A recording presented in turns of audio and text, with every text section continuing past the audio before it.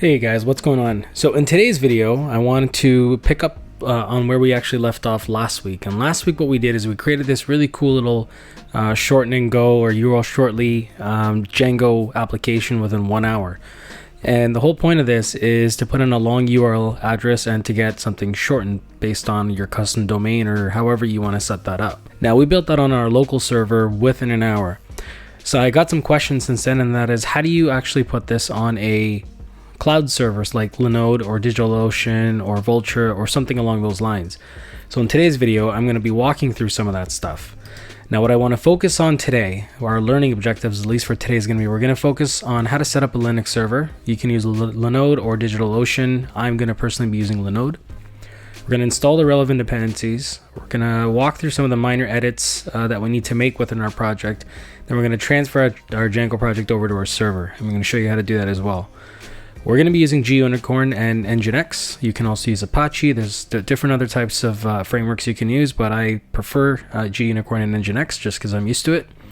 We're going to test this in development. So we're going to go ahead and do something called serve our GUnicorn application in development on our virtual server. And then we're going to go ahead and test it in production. Now I'm going to talk a little bit about SSL and security and DDoS, but we're going to be doing more of that in the future. And then they're going to be wrapping up. So that is sort of the action plan for today. So what I did is I created this page on GitHub that will walk you through how to do it on almost any Linux server for that matter. And as long as you follow these instructions, you should be able to get your Django code up and running. But we're going to actually do this and we're going to build it out from the start. I'm actually going to be using Linode today, though you can do this on DigitalOcean. I've done it on that as well, and it works just fine. So let's go ahead and start deploying this. Now, I also want to take this opportunity to talk about Levers.ai. What Levers.ai is, it provides a skills gap for people within organizations or people that may be displaced in capabilities that are upcoming in the future, like AI, machine learning, and software development. Approximately 800 million jobs that are going to be displaced, in which case there's going to be a lot of upskilling that's going to be required. And if you want to get ahead of the curve and learn a little bit more about some upskilling possibilities, check out Levers.ai. And also, don't forget to sign up for the newsletter for some awesome and exclusive content. So just as a reminder, this was the code and the breakup of the URL shortener application. And again, if you haven't seen that video, it's almost important that you watch that video first. Otherwise, a lot of this is not going to make sense today. So just as a refresher, we built the views.py. The whole intent of this file or this project was the ability to be able to take in a long URL and make a custom shortener for yourself. Right now, the service ID or the service location we're using is just something like localhost. But what we're going to do today is we're going to change this to the IP address that the Linode server gives us, and we're going to deploy it, make a couple more modifications to the settings.py file that are important, and then we'll just take it from there. And so let's go step by step and get this deployed. So now, for those of you who are new to any kind of cloud platform, this is basically what the Linode dashboard looks like. I've got a temp server running up here that I put up yesterday just to test some other code out, so I'm going to be deleting this anyways. But we're going to go ahead and create a brand new Linode, what they call a Linode, which is the same thing as a Linux server, from scratch. So if you're using Linode, what I like to use is Ubuntu, and I'm going to use Ubuntu 19.10. For this project, we're going to use the Nanode, which is $5 a month, and we are going to call this test server. And then finally, we're just going to give it a password for root. Now, if you guys are new to Linode, I will put a link in the description for you guys to check it out. I believe you get some free credits with that as well. So check it out. You can use that. You can use DigitalOcean. I'll put some links down below so you guys can get started with some free credits so that you can try this out yourselves. Now, after we do that, we're not going to worry about SSH keys just yet. The backup option is really, really good if you're going to be using something on a permanent basis. So if you've got a permanent server, you always want to use this backup option because it does automatic backups for you. And there's going to be times where you're going to goof up your Linux server, and having that option is just really, really important. But for now, the way this works is this is going to bill me up to $5 a month, or whatever my usage is per minute or per second. I can't remember how Linode does it. But let's create our server. Oh, and I have to pick a region. So the region we're going to pick we'll just pick Dallas. But you may want to pick something that's closer to the audience you're trying to serve. So what it's going to do now is it's going to start provisioning this. It's going to start basically provisioning it, then it's going to start loading it. So I'm going to fast forward until this actually gets loaded, and then we'll get started again. All right, so it looks like our test server is ready to go. Just some hardware specifics. This is a 1 gigabyte, 1 CPU, 256 storage, 1 gigabyte RAM, which is plentiful for the project that we're going to do. This is a very important IP address for you to remember because we're going to use it several times. So I'm going to go ahead and copy this.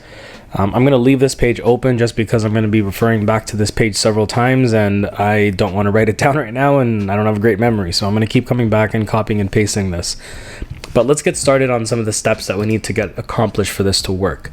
So we're going to be using terminal a lot, and that's just the nature of how Linux servers work. It's a lot easier to work in terminal than it is in anything else, but I'm going to make this bigger so that we take up most of the screen real estate, but we can see what's happening here as well. So in order for us to log into the server, what we want to do is we want to do SSH root at and then that IP address. Now, if you have a Windows computer, I'm doing this on a Mac, these instructions will work on a Mac and Linux. If you have a Windows computer, I believe the tool to use is called PuTTY. You can use that and follow along. Some of the commands might be slightly different. A lot of this is written for Linux and Mac, but most of them are the same, but you can always just do a quick Google search to see what the comparable command would be, though the directions and the steps are going to be the same. So let's log in. We're going to say yes to this, and this just puts a fingerprint of this on our computer so that we know that this is going to be associated with our computer, this SSH.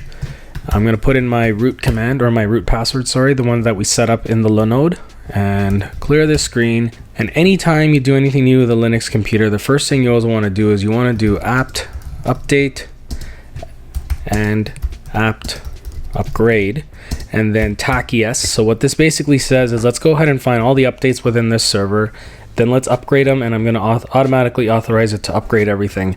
Now, you don't have to put sudo in this because we're already in the root folder. Later, when we create a limited user, we're going to start using the sudo command, but let's run this. Now, this takes a little bit of time as well. I'm going to let this run, and then as soon as it's done, we'll get back to this. All right, so the other thing we're going to have to do is we're going to have to set up our host name. So I'm going to type in hostname CTO, then we're going to type in set hostname, and I'm going to call it test server. So the other thing we're going to have to do is we're going to have to set our IP with our host name. And sometimes if you forget your actual IP, you can type in hostname tac I, and that'll give you your IP address right there. And so now we're going to go and type in nano/etc/hosts. And here I'm going to basically copy and paste that, and we called it test server. Beautiful. All right, cool. So there's a few more things we want to do. So first, I like to install some of the main dependencies right off the bat, so that we're going to type in sudo apt install. I want to install in pip system wide so that we can use it, virtual env, and then something called UFW, which is the uncomplicated firewall. And once that gets installed, then what we're going to do is we're going to log out of our root. And then we're going to go ahead and log back into our user. Now this should run fairly quickly. We want to be able to run some pip commands, especially when we get into our username, so that's important. At the same time, I want to run this entire package in a virtual environment, just because if I want to run multiple different applications on the same server, this is a good way to do it. And then obviously I want to make sure that I'm blocking specific ports and enabling specific ports. Now we're going to be using gunicorn and nginx, and so nginx is going to be the forum that's actually going to determine all the ports that need to be open and closed. All right, so the next thing we're going to do is before we log out is we need to go ahead and add another user, and we call this a limited user. So I'm going to say add user sats, and the whole purpose behind this is with root you have a lot of permissions and you don't want to make any kind of unintended changes, so it's always good to add in a limited user and then use sudo whenever you need. So it's going to ask you to put in a new password, which I'll do. I'm just putting in a random password. It's going to ask all this information. This is all optional. I generally don't fill this out.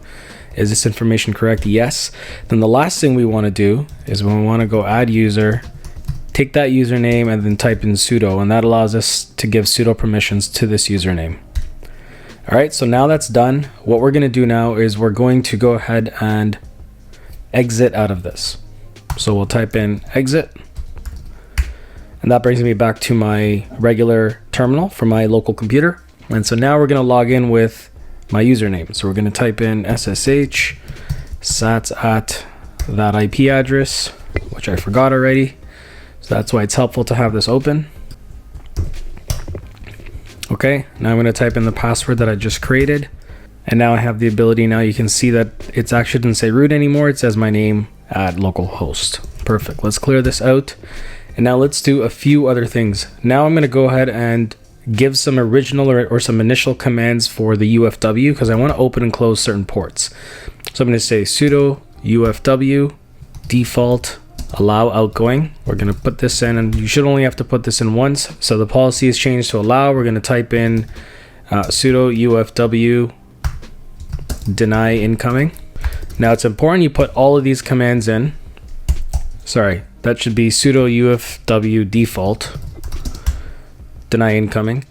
So then the next one we want to do is we're going to type in allow SSH. So sudo UFW allow SSH. Okay, that's done. Remember when we do our Django testing, we always do it on port 8000. So for now, we're going to open up port 8000. We're going to close it later, and we're going to tell Nginx to do all the port mapping and all that stuff. So for now, we're going to open 8000, but we're going to close it later.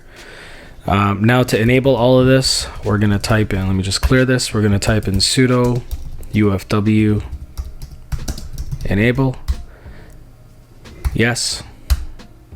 And if you get logged out of your SSH, you can just go back and log in, and now we can check the status. Sudo UFW status. All right, so we basically allowed SSH, which is port 22, allowed 8000, and that is it. So that's basically how this works. Okay, so the next thing we're gonna do is we're gonna fire up another terminal on our local machine this time. And what we're going to do is we're going to go ahead and create some SSH keys. So SSH keygen, and we're going to use 4096 for some extra security. I'm just going to leave this as the default. I already have these keys. I'm going to say yes to override them for now. I'm going to leave these empty as well. I don't need a phrase, but if you want, you can put one in. So it basically says that I've got these SSHs because that's my private key. This is my public key. That's my fingerprint.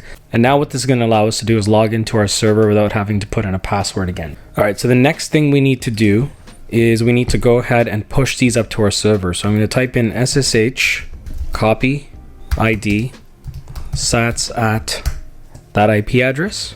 And so now it's going to be using these new keys no matter what. So now we're going to go ahead and try to SSH into it. So let's open up that other terminal. Let's exit out of here. And now when I go SSH, so it doesn't ask me for a password. So now basically it's using SSH keys. Now having said that, I could still log in with a password. So the next thing we need to do is we're going to have to go in and change something in the actual SSH config. So we're going to type in sudo nano etc sshd underscore config. All right, so here's what we're going to change. We need to go down here and we need to say permit root login. That means no. So first of all, I don't want the root to get in because I don't want anybody logging in if they don't have SSH keys. That includes root. And then the second thing we need to do is we need to make sure that we type in password authentication is no. So that means not only can you not get in as a root, but if you're going to type in a password, you can't get in. The only way for you to get in is to have SSH keys. So we're going to Control X, save that, yes. Now, this is completely optional, but I always like to just do a sudo reboot. I just like to reboot my server to make sure if I forgot to enable something or check the status or do whatever, this should all do it in the background.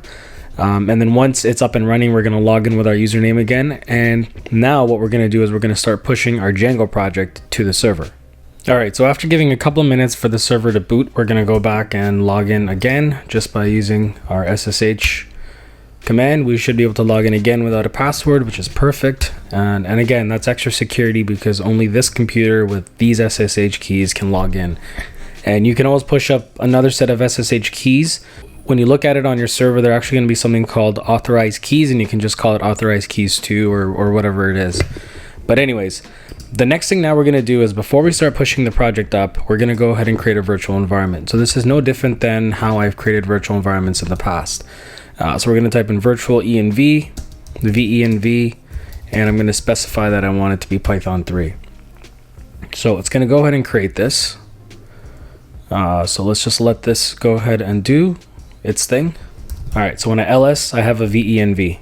Now, some people like putting their venv in the project. I like putting it just right next to my project. The only reason why I like doing that is because if I want to port that folder over, I don't want to take everything in that virtual environment over with it. I'd rather create a new virtual environment on the new computer and sort of take it from there, but that's just personal preference. Okay, so the next thing we're going to do now is, I've got my local directory here of where my project sits. It's called URL shortener project. What I'm going to do is I'm going to type in an scp command. Now, there's multiple ways to do it. There's also a tool called CyberDuck. If you haven't heard about it, it's a tool from Mac.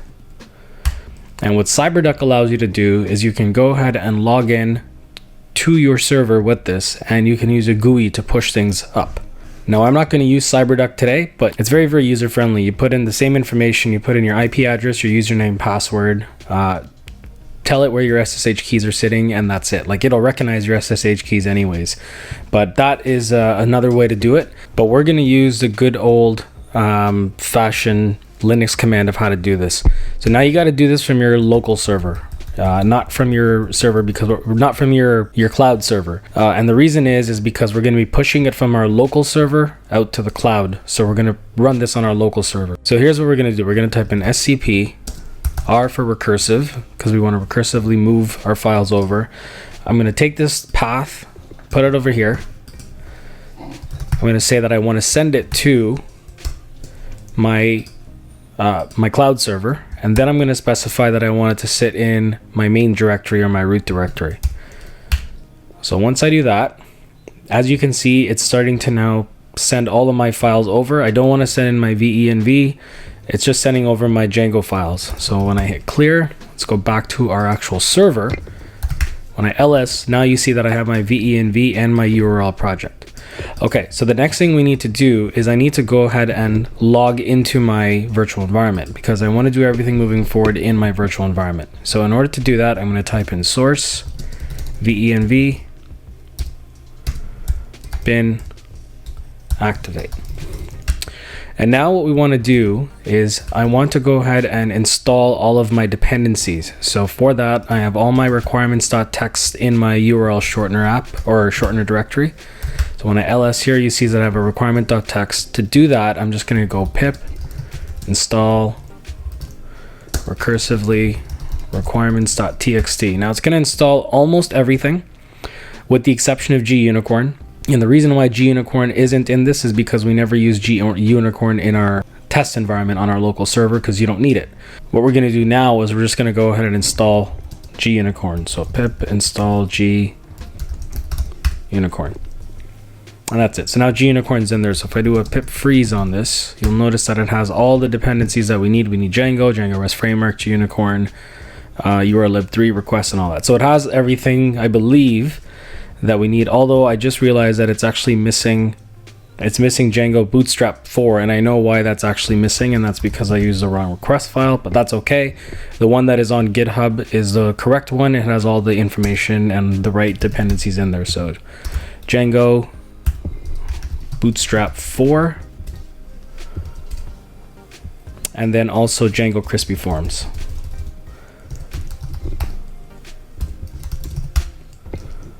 Cool. So all of that stuff is there, which is great. And just to show you, let me just quickly go ahead and pull up the project that's on GitHub. So when I bring this over, it's got all the right dependencies in there. So it's got Django REST Framework, it's got Crispy Forms, Bootstrap 4. Wonder if I'm missing anything else. Beautiful Soup 4. We didn't really use it, but I guess I had it in there for whatever reason.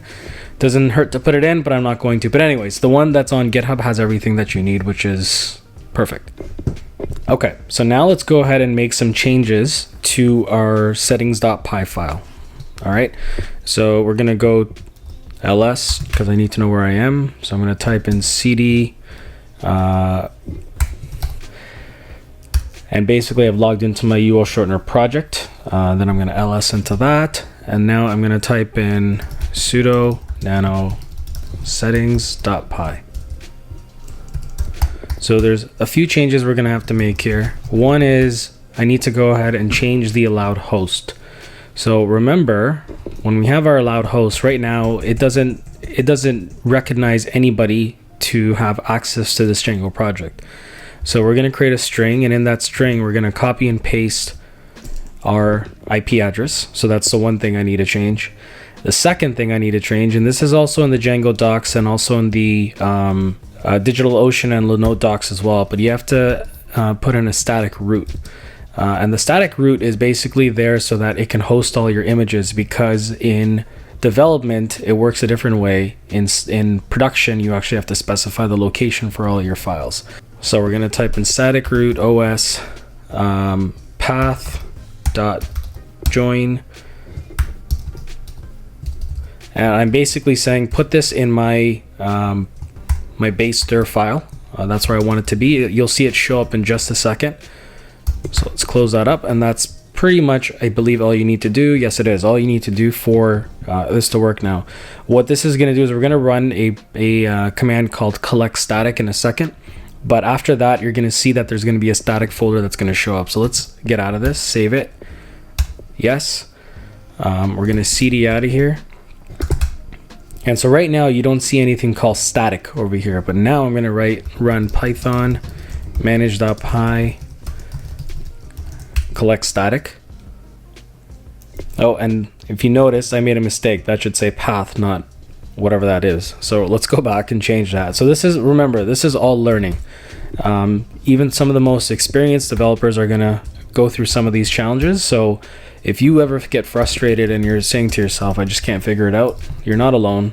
Everybody goes through it. You just got to keep at it. So we're going to go into sudo nano, sorry. And let's go ahead and change that at the very bottom. We'll change it back to path. Sorry, I should have caught that, but that's okay. Save it again. We're going to cd one back up because I need to access the manage.py. So we're going to type in that command again, python manage.py collect static. And now what you're going to see when I ls, you're going to see there's an actual static folder now, which wasn't there. And if we go into this, you'll notice that it's basically all of my images that I had in there. So now it knows where to look for when it's looking for images. So that's just what that does. Okay. The next thing we're going to do is we're going to go ahead and install Nginx. So I'm going to type in sudo apt, and I want this to be system wide. So I'm okay to do it this way and not in the virtual environment, which is why I'm running apt instead of pip. And then this is just some other requirements that I forgot to put in. And again, this is all going to be in the GitHub docs, so you can just copy and paste. So the way that I set it up is it's set up so that you can go and copy and paste it as code directly into your terminal. You're not going to get any funky errors with it. Okay, so now that's been done. The next thing we need to change is, remember, I need to go ahead and tell my URL app. So I'm going to go to app, my shortening path or the shortening URL. So now I'm going to go into sudo nano views.py. And remember, when it actually shortens the path, as you saw in the last directory, we were using localhost, and then it would say / whatever that link is going to be. We're going to put in our IP address here. So we're going to go ahead and do this, and that's that. So now it's going to say 45799.13 / whatever the shortening address is. Okay, so that clears that up. We're going to clear this terminal up again. Now the next thing I want to do is I want to see if I can actually bind the GUnicorn to run my project using the whiskey file, which is in my settings folder. All right, so now we're going to try binding this. We're going to type in GUnicorn bind 0.0.0.0 port 8000. And I'm just going to copy and paste this from my GitHub page, just because I don't want to misspell URL shortener. For some reason I always do that. And then we're going to hit enter. So now what we're going to do is we're going to go to our actual URL page, which is right here, and it's basically if this works, it's opened this on port 8000 for us. So let's go ahead and open up another instance of this. Now, if I just run it regularly without a port number, you notice it's just going to hang. It's not going to do anything, because remember in our UFW originally, we basically said block everything other than port 8000. And so now you'll see that it actually runs on port 8000. You're going to notice a few things interesting, is that because I'm running this again in a development-like environment using the GUnicorn, it's not going to display any of the images, but rest assured we saw in the static folder the images are there. So when we actually put this into production using GUnicorn, they will all show up. The other thing is you'll notice here that it says not secure, and that's because we're using HTTP. In a future video, I'm going to show you how we're going to be using HTTPS by giving this an SSL certificate, and also looking at ways to minimize any kind of DDoS attacks as well. But that's for our next video.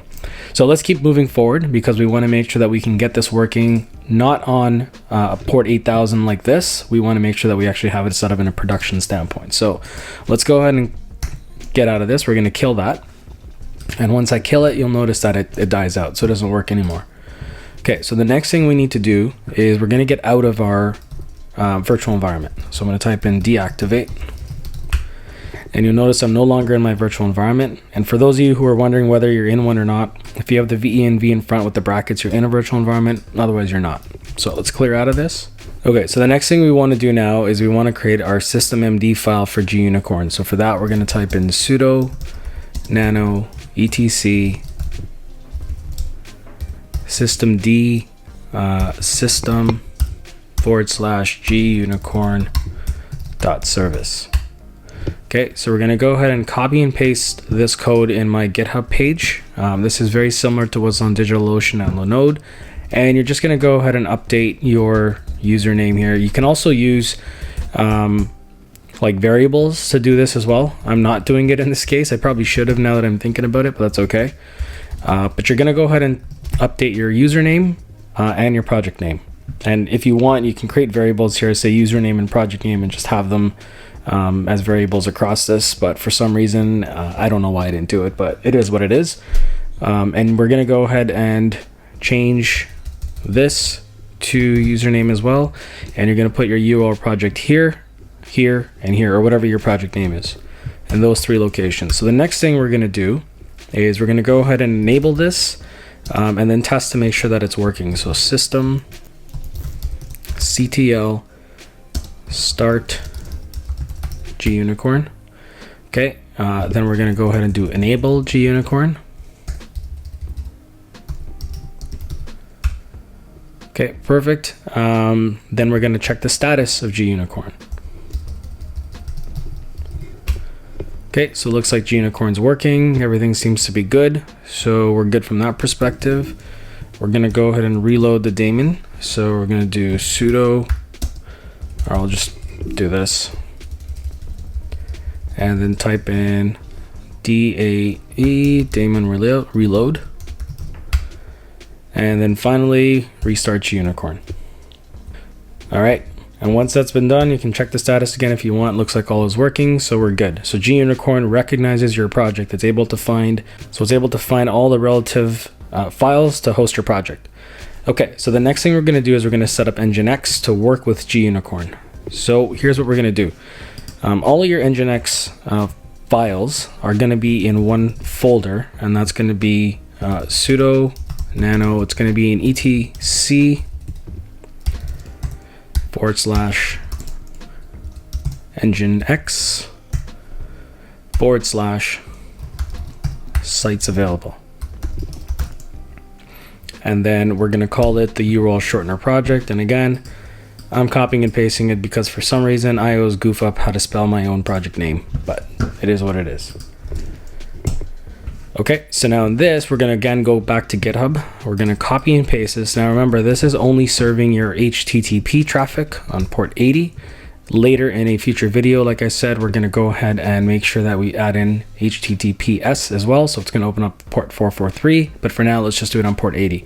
So again, I need to go back and get the IP address here, because there's a few things I'm going to have to update. So right now, server name says you can put in your IP, but if you also have a host name, you can put that here as well, like fun.com or whatever it may be, or levers.ai or whatever it is. Then you're going to go ahead and update this again. And again, you can use variables as well, but I didn't. And then last thing you're going to do is you're going to update the username here. You can update your project name, 1, 2, and that's it. So we should be good, I believe. Let me just double check. Yeah. Okay, so we're going to exit out of this, save, yes, done.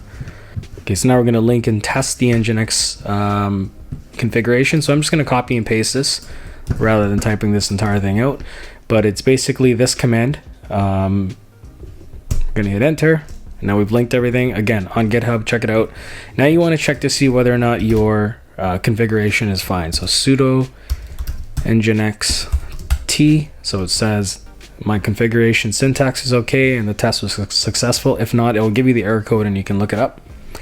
Now what we want to do is we want to go ahead and change those firewall rules. So I'm going to type in sudo ufw delete allow 8000. So I no longer want traffic to go over port 8000. I want Nginx to do all of that for me. So sudo ufw allow, and we're going to put this in quotes, Nginx full. So it's going to have full permission to do this.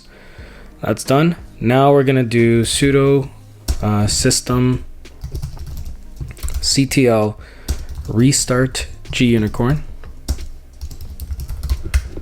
And then finally, we're going to do the same thing with Nginx. And that should be it. So now we're going to go to our server. And I'm not going to put in port 8000. I'm just going to put in my IP address. Oh, don't have my server copied there. I'm just going to put in my IP address. And what it's going to do is it should automatically direct me to the shortened URL path and then actually host all of my files as well. So now this is actually on the public internet. If you were to go to 45.79.9.13, you'll be able to use this, and it's fully functional as well. So if we go http, I don't know, rogers.com, it's going to say, okay, so this is the URL path. We're going to open up a new file here, or a new tab, type that in, boom, takes me to rogers.com. And again, if I put rogers.com in there again, it's going to say the record already exists. Let's try one more. So I'm going to go to https levers.ai. We're going to go ahead and try this as well. And this is going to forward me to the HTTPS site for levers.ai, which, as you can see, it's secured. That's perfect. And if I go ahead and try to put that in there again, so if I type in https levers.ai, it's going to say it already exists. So everything's working just fine. You can go ahead and update all these links yourself. But that is how you take your project and you host it up onto the cloud. What we're going to do in the next video is, like I said, I'm going to show you a method of how to enable some kind of DDoS protection so you don't get a denial of service. At the same time, we're going to add in a Let's Encrypt free SSL certificate to work with this as well, so that it is going to be secure. So guys, hopefully you liked this video. If you did, please consider liking and subscribing, and I will see you in the next video. Until then, stay safe and see you next time. Bye-bye.